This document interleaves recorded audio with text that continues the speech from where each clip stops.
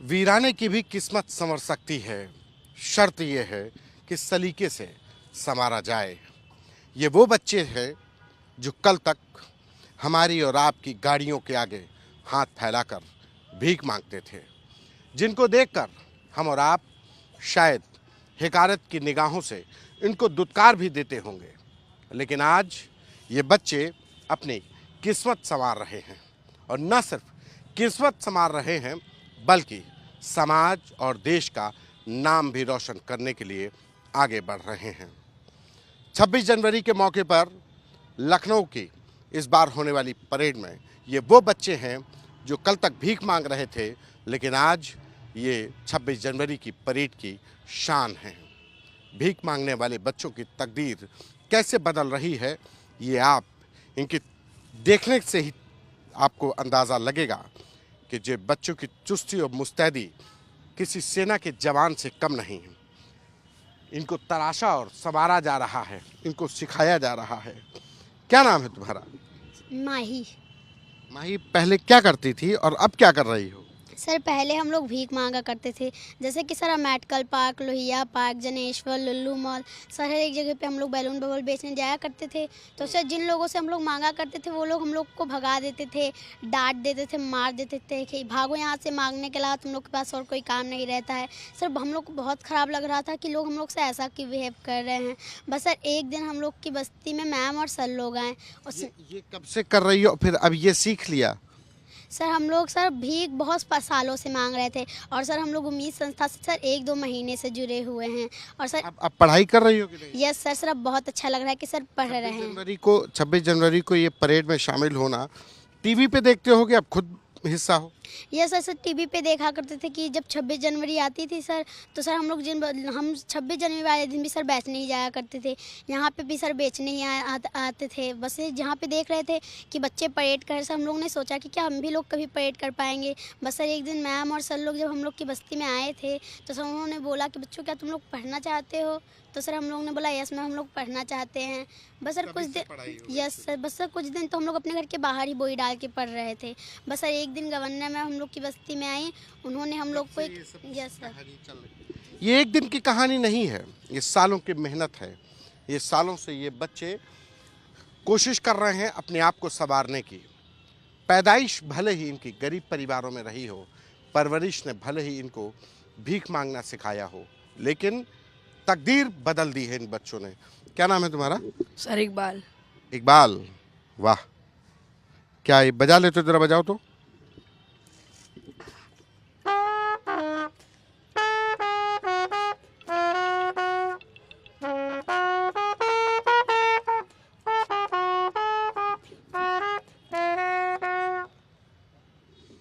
पढ़ाई करने जाते हो? Yes sir. पहले क्या करते थे? पहले सर जी हम लोग भीख मांगते थे। भीख मांगते? दिन भर में कितना कमा लेते थे? सर यही कैसे 500 1000 ऐसे ही सर। 500 रुपये, 1000 रुपये रोज? रोज नहीं सर, कभी कभी पाते थे, कभी कभी नहीं पाते थे। तो अब तो कुछ नहीं मिल रहा होगा। हाँ। फिर? तो सर जी हम लोग जब भी यस सर, जब हम लोग भीख मांगने जाते थे सर, तो हम लोग जब किसी से भीख मांगते तो सर जी हम लोग को धुतकार देते थे, भगा भी देते थे, मार भी देते थे। तो हम लोग को बहुत बुरा लग रहा है कि तो हमारे लोग के साथ ऐसा क्यों होता है। तो सर जी तो ये भीख मांगना किसने बोला था? सर हम लोग पहले से ही भीख मांगते आ रहे हैं। अच्छा, परिवार में और भी लोग? यस सर, जो हमसे भी बड़े थे वो भी लोग भीख मांगते चले आ रहे हैं। अच्छा, ये मतलब एक पुश्तैनी धंधा टाइप से यस सर। है? तो अब लेकिन ये आप लोग अब ये ट्रम्पेट बजाना सीख लिया? Yes sir. तो अब तो गणतंत्र दिवस की परेड में भी शामिल हुए? Yes sir. ये वो बच्चे हैं जो 2 से 3 साल में जिन्होंने हाथ फैलाना बंद करके अपने हाथों के हुनर से बजाना शुरू किया, सारे जहां से अच्छा हिंदुस्तान हमारा। और ये दूसरी तरफ वो बच्चे हैं जो अपनी कलाबाजी से लोगों का मन मोह रहे हैं। 26 जनवरी की जो कार्यक्रम है उसमें शिरकत करेंगे, लेकिन इनकी भी कहानी कुछ वैसी ही है। क्या नाम है तुम्हारा? My name is Priyanka. Your name is Priyanka? अच्छा, वेरी गुड। पहले क्या करती थी प्रियंका? मांगते थे सर। पैसा मांगती थी? अच्छा, बलिंटर पे हजरतगंज में। आपका क्या नाम है? माय नेम इज मुस्कान। ये अंग्रेजी अभी बोलना सीखी, पहले से बोलती थी? अभी सीखे मैम। Yes sir. ये बदलाव की बयार है कि जो बच्चे 10 रुपये 5 रुपये के लिए हाथ फैलाते थे, वो आज गर्व से बताते हैं माय नेम इज़ प्रियंका। हाँ तो Priyanka, your name is Priyanka है। तो अब आगे फिर क्या होगा? अब क्या बनना चाहती हो? सर डॉक्टर बनना चाहते हैं। डॉक्टर बनना चाहती हो? Yes sir. तो अभी क्या कर रहे थे भाई? आप लोग जिम्नास्ट कर रहे थे, कला। पहले भीख मांगते थे, कोई कहते थे कि हमारे घर चलो झाड़ू पोछा करो, तो हम लोग नहीं जानते थे। तो हमारी मम्मी लोग कहते कि बेटा आप लोग नहीं न जाओगे। तब से हम गवर्नर मैम हमको मिले तो हम गवर्नर मैम हमको भीख मांगना बंद कर दी, हमें पढ़ाया लिखाया। अब आप लोग पढ़ाई कर रहे हो? Yes sir. Yes sir. कहाँ से आती हो? क्या नाम है तुम्हारा? Soni, my name is Soni.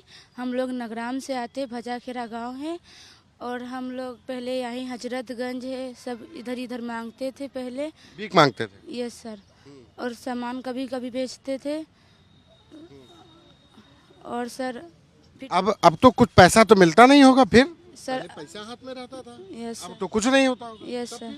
तो मैम लोग हम लोग को मना कर दिया मांगना, तो मैम बोले पहले अच्छा था, अब अच्छा? अब अच्छा है सर। लेकिन अब पैसा तो मिलता नहीं है। तो क्या सर, तो आपका ज़िंदगी अच्छा है ना, आपका ज़िंदगी जीने में अच्छा लगता है। पहले की ज़िंदगी में इंसान गालियाँ देते थे और बोलते थे कि तुम लोग काम करके खाओ, हट्टी कट्टी हो, काम नहीं कर सकती हो, हट्टी कट्टी हो, काम नहीं कर सकती हो, इतनी बड़ी हो गई हो, मांगा मत करो। और सर पैसा नहीं देते होंगे, दुत्कार अलग। और गाली भी देते थे, डांटते भी थे। कोई कैसा गाली बकता था, कोई बुरी देते थे सर, सुनना पड़ता था, पर मजबूरी में मांगना पड़ता था सर। क्योंकि क्या बनना चाहती हो? सर कुछ भी बन जाए, हमारी किस्मत में जो होगा वो बन सकते हैं। मतलब सर हमारे जो किस्मत में लिखा होगा, हमारे भविष्य में होगा, वो हम बनेंगे बस। तुम्हारी आंखें, आवाज कांप गई। पहले बहुत खराब लगता होगा ना? Yes sir. क्या कहते थे? सर बहुत बुरी बुरी बात भी बोलते थे और अच्छा भी नहीं लगता था। हाँ हाँ, बताओ बताओ बताओ बताओ बताओ। और सब लोग बोलते थे कि पता नहीं कैसे कैसे बात बोलते थे सर।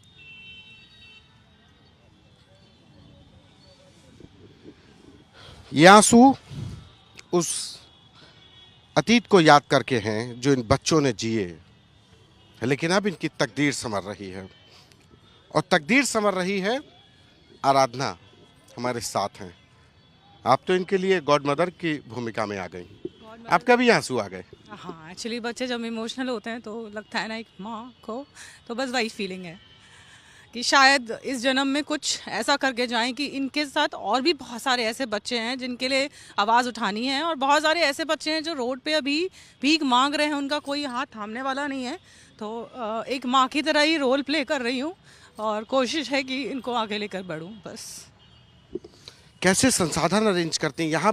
लोग अपने एक बच्चे को पालने में कहते हैं कि साहब महंगाई है, स्कूल, और आप इतने सारे बच्चों की माँ बन करके काम कर रही हैं। देखिए थोड़ा डिफ़िकल्ट होता है, लेकिन कहते हैं कि ना कि जब किसी बच्चे का हाथ अगर हम थामते हैं तो हमें मुश्किलों का सामना करना पड़ता है। और एक माँ के लिए अपना शायद पेट खाली करके रख सकती है, भूखा रह सकती है, लेकिन बच्चा भूखा नहीं रह सकता। कैसे शुरुआत की इसकी? शुरुआत यही था कि हम लोग जब भी निकलते थे तो बच्चे गाड़ियों के पास आके भीख मांगना शुरू करते थे, तो लगता था कि यार कुछ करें, बच्चों के लिए करें, क्योंकि हम लोग ऑर्गेनाइजेशन से जुड़े हैं, उम्मीद संस्था से जुड़े हुए थे काफ़ी समय से, तो हम लोग बच्चों पे काम कर रहे थे। बट वो तो कैसे करें, क्योंकि सबसे बड़ी चीज़ होती है कि उनकी समुदाय में जाके ट्रस्ट जनरेट करना, क्योंकि एक माँ या पेरेंट्स अपने बच्चों को ऐसे ही किसी के भरोसे नहीं छोड़ सकते। तो हम लोग धीरे धीरे करके जब इन बच्चों से पूछा पता कहाँ है, तो धीरे धीरे करके इन्होंने अवॉइड किया, नहीं बताया। फिर धीरे धीरे करके जब 4-5 दिन, 6 दिन, 10 दिन, 15 दिन हुए तो उन्होंने बताया दीदी हम यहाँ रहते हैं। जब ये लोग सड़कों पे होते थे तो फिर हम लोग उनकी बस्ती में गए, उनके माँ बाप से बातचीत करी, तो माँ बाप ने बोला कि हमारे पास पैसे ही नहीं है, हम कैसे पढ़ाएं। और हम लोग जनरेशन टू जनरेशन भीख मांग रहे हैं। हमारा यही काम है, हम कुछ इसके अलावा कुछ नहीं कर सकते, क्योंकि समाज हमें अपने बराबर का समझता ही नहीं है, बराबर का तबका ही नहीं समझता है। माँ बाप भी यही बात कहते हैं, भीख मांगना है। माँ बाप भी यही कहते हैं कि हमें लोग गंदे तरीके से बात करते हैं, हमें ऐसा महसूस कराया जाता है कि शायद हम इस समाज का हिस्सा नहीं है।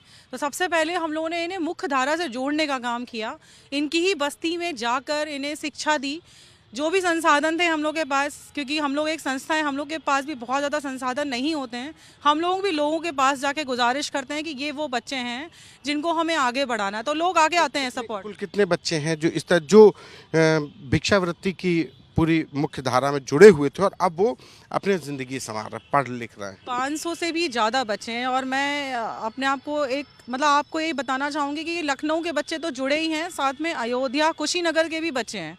हम लोग हर साल गवर्नर मैम का बहुत सपोर्ट रहता है।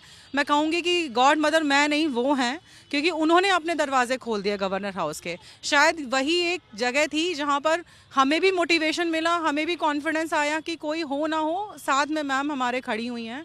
उनकी दिशा से हर साल हम लोग खेल महोत्सव करते हैं और इस साल की संख्या 700 से भी ज़्यादा बच्चों ने बार प्रतिभाग की किया। 26 जनवरी की परेड में लोग शामिल। परेड में भी बच्चे हैं, जो आपने परेड अभी देखी, ये 3 महीने से बच्चे पुलिस लाइन में पुलिस के द्वारा सिखाए जा रहे हैं। और आपको देख रहा होगा कि ये बहुत प्रोफेशनल बच्चे हैं।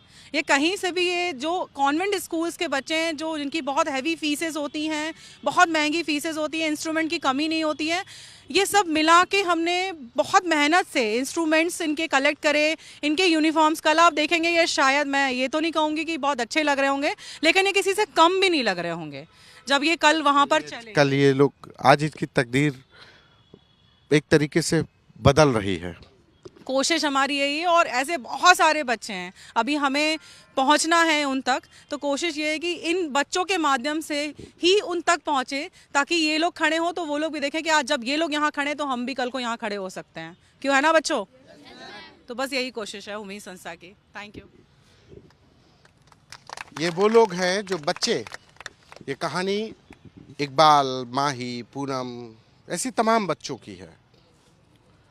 आज इनका भविष्य संवर रहा है, सुधर रहा है, और इसी उम्मीद के साथ कि ये कल के दिन बेहतर होंगे और खुद सुधरेंगे तो दूसरों को भी सुधारेंगे, तभी समाज और देश सुधरेगा, और तभी हमारे देश के गणतंत्र के लिए सबसे बड़ी सलामी होगी। कैमरा पर्सन रोहित के साथ संतोष कुमार, आज तक।